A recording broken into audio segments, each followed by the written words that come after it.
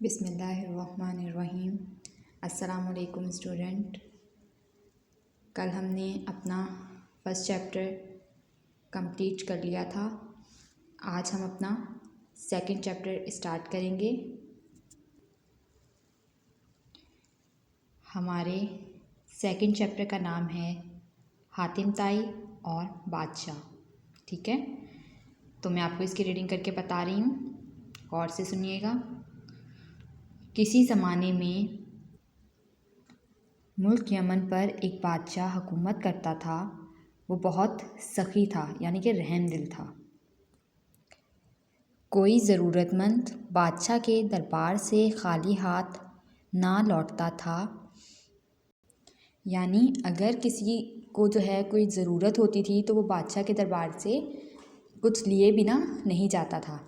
राया इससे बहुत खुश थी। राया यानी अवाम।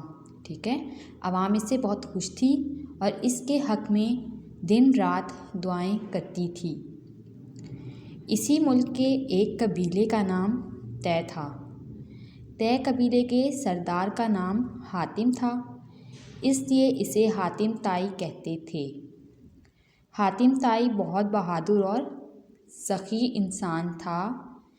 मेहमान नवाजी में भी कोई इसका मुकाबला ना कर सकता था। ठीक है, मेहमान आ जाता तो खुद भूखा रहकर भी हातिम इसको अच्छा खाना खिलाता और इसकी खूब खिदमत करता। बादशाह के दरबार में हातिम ताई का जिक्र आ जाता तो लोग इसकी दिल खोलकर तारीफ़ करते।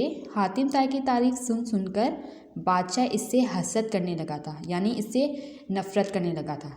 ठीक है, एक तो बादशाह था, ठीक है, और दूसरा कौन था? हातिम ताई था। हातिम ताई भी बहुत सखी, बहुत रहमदिल था, मेहमान नवाज था। ठीक है, तो क्या हुआ कि बादशाह जो है वो हातिम ताई से हसद करने लगा, नफ़रत करने लगा। एक साल बादशाह ने शहज़ादे की सालगिरह का जश्न मनाया। मुल्क भर में खुशी के शादियाने बजाए गए। राया के लिए ख़जाने का मुंह खोल दिया गया। जश्न के दौरान में जब बादशाह बहुत खुश था, किसी बात पर हातिम ताई की सखावत का जिक्र आ गया। लोग इसकी तारीफ़ करने लगे। बादशाह इस पर खफा हो गया, यानी नाराज़ हो गया। इसने सोचा, हातिम ताई जब तक ज़िंदा है मैं सखावत में इससे बढ़कर ना सकूँगा। चुनाचा एक दिन इसने तन्हाई में, मतलब अकेले में, अपने एक बाएतमाद दरबारी को बुलाया, मतलब जिस पे उसको भरोसा था। ठीक है, उसे उसने बुलाया और कहा, तुम हातिम ताई का सर काट लाओ तो जो चाहोगे वो पाओगे।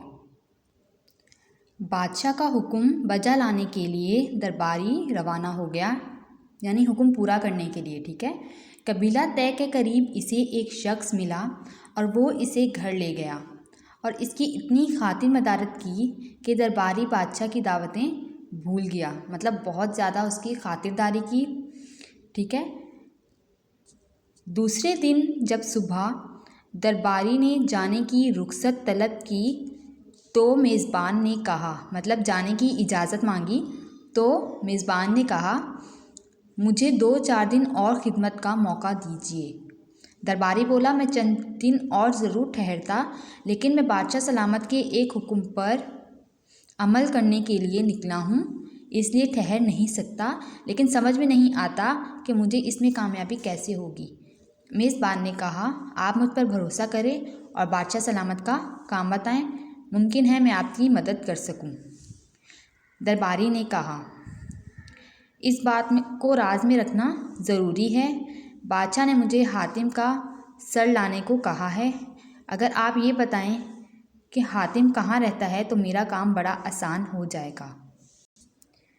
मेज़बान हंसकर बोला, आपका काम तो पहले ही आसान हो गया है, मैं ही हातिम हूँ। आप मेरा सर काटें और सुबह से पहले पहले यहाँ से निकल जाएं, ये ना हो कि मेरे कबीले के लोग आपको गिरफ्तार कर लें। दरबारी ने हातिम की बात सुनी तो हैरान रह गया, इसकी आंखों में आंसू आ गए। वो हातिम ताई के कदमों में गिर पड़ा और बोला, ये कैसे हो सकता है कि मैं आप जैसे मुखलिस और सखी इंसान की जान ले लूँ। वो हातिम ताई से रुखसत हुआ और जाके बादशाह को सारा किस्सा सुनाया। बादशाह ने हातिम ताई की सखावत और मेहमान नवाजी का माजरा सुना, यानी किस्सा सुना, तो हैरान रह गया और बोला, मैं हातिम ताई से नहीं बढ़ सकता। हातिम ताई बेशक बड़ा सखी और अजीम है। ठीक है, तो इस चैप्टर में क्या बताया गया है कि एक बादशाह था, ठीक है, और एक कौन था, हातिम ताई था। जो बादशाह था वो भी बहुत सखी था और जो हातिम ताई था वो भी बहुत सखी था। ठीक है, लेकिन बादशाह क्या हुआ, बादशाह जो है वो हातिम ताई से हसद करने लगा, उससे नफ़रत करने लगा। ठीक है, तो आखिरकार बादशाह ने तंग आकर अपने एक बाएतमाद जिस पर वो भरोसा करता था आदमी को बुलाया और उसे बोला कि तुम हातिम ताई का सर काट कर मुझे लाओ, तो तुम जो चाहोगे मैं तुम्हें दे दूँगा। ठीक है, अब जो है वो आदमी चला गया। ठीक है, वहाँ उसे एक शख्स मिला, उसने उसकी बहुत खिदमत की। ठीक है, तो अगले दिन जो है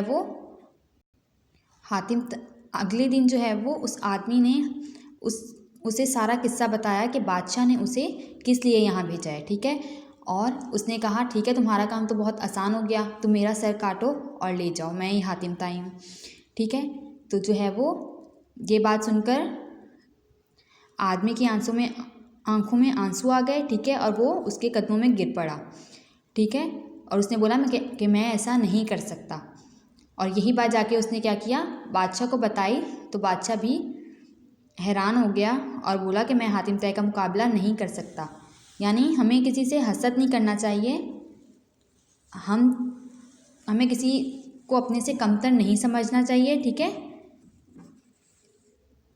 यही इस चैप्टर का मेन पॉइंट है कि हमें किसी से हसद नहीं करना चाहिए, नफ़रत नहीं करनी चाहिए। ठीक है, अगर कोई हमसे ज़्यादा अच्छा है तो हमें ये नहीं है कि हम उससे नफ़रत करें, बल्कि हम अपने बलबूते पे जो है वो अच्छा बन सकते हैं। ठीक है, ज़रूरी नहीं है कि हम नफ़रत करके ही जो हैं वो अच्छे बने या किसी की जान लेकर अच्छे बने। ठीक है, हमने इस चैप्टर की रीडिंग कर ली है।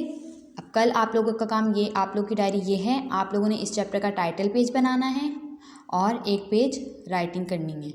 ठीक है, और टाइटल पेज में आप लोगों ने इसका चैप्टर का नाम, पेज नंबर और चैप्टर नंबर ज़रूर मेंशन करना है। ठीक है, और इसके बाकी सवाल जवाब, अल्फाज मानी, ये सब हम लोग इंशाल्लाह कल करेंगे।